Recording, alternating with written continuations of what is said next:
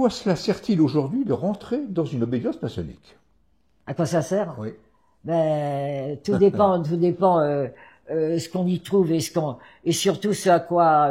Mais moi, je pense que ça sert surtout aujourd'hui, encore plus que dans d'autres périodes où là, on est quand même dans une société un peu chaotique, si on peut dire ça comme ça, où on perd un peu tous ces repères. Une perte de sens? Oui, ça, à mon avis, oui, perdre des valeurs aussi. Perdre des valeurs. On est dans un tourbillon aujourd'hui qui fait que on ne sait plus très bien où on en est et que je pense plus que jamais, on a besoin de trouver un endroit où on peut se poser et donner le temps de remettre Oui. sa tête en place et de pouvoir réfléchir un peu parce que là, entre les réseaux sociaux, l'information qui n'est pas une information, mais tout ce qu'on vit au quotidien, Oui. dans la bousculade, etc. Et plus que jamais, moi je pense que ça sert aujourd'hui à reprendre un peu sens de ce qu'est l'être humain et de ce qu'il peut acquérir en se posant de temps en temps et en réfléchissant un petit peu à son devenir aussi et à ce qu'il pourrait aujourd'hui mettre en action, ce qu'on ne fait plus. Oui. Voilà, donc je pense que ça sert à beaucoup de choses. Moi, je pense que c'est aussi une école de vie. Oui, une école de tout vie. à fait, oui. Ben, pour compléter un petit peu cette question, quel est le rôle de la franc-maçonnerie dans la société contemporaine Mais aujourd'hui? le rôle de la maçonnerie dans la cité contemporaine, c'est aussi ce que les maçons veulent bien faire dans la société contemporaine et à l'extérieur. On dit toujours, c'est un stéréotype peut-être, de porter à l'extérieur du temple ce qu'on a acquis à l'intérieur. N'empêche qu'il en va de chaque maçon, que l'obédience en tant que telle peut se situer ou pas. Tout dépend des obédiences, puisqu'ils avaient des obédiences de toutes sortes, plus spiritualistes, moins spiritualistes, etc., etc.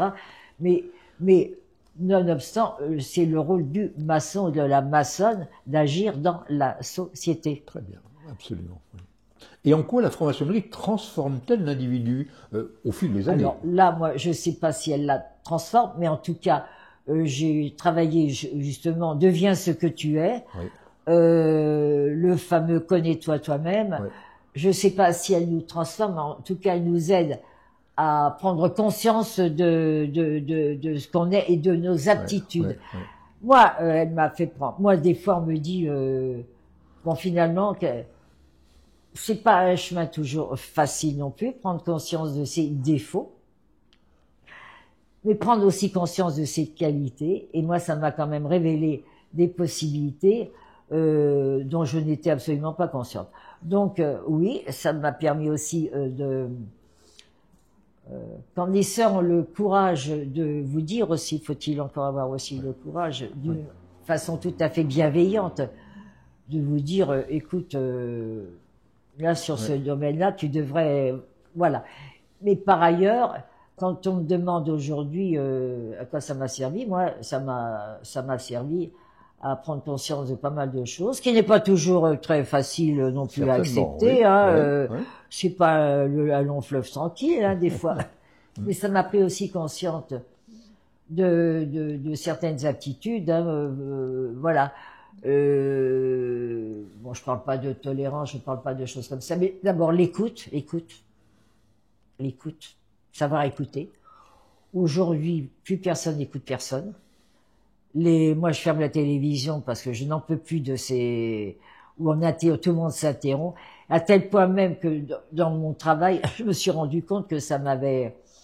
Un jour, c'était la mode hein, des réunionites, des cadres une fois par semaine, et tout le monde parlait en même temps. Et un jour, ça a été plus fort que moi. J'ai dit silence. Il y a eu un blanc. J'ai dit écoutez, est-ce qu'il peut finir son exposé jusqu'au bout?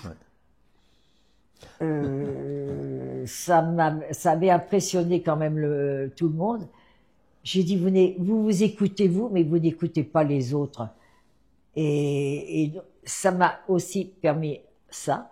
Et c'est vrai que quand on démarre, on gigote sur notre siège parce que on est censé en savoir autant que la personne qui traite un certain sujet, on a envie d'intervenir, sauf qu'à un moment donné, il faut aussi se dire que sa propre vérité n'est pas la vérité en général et que celle de l'autre est aussi respectable que la vôtre.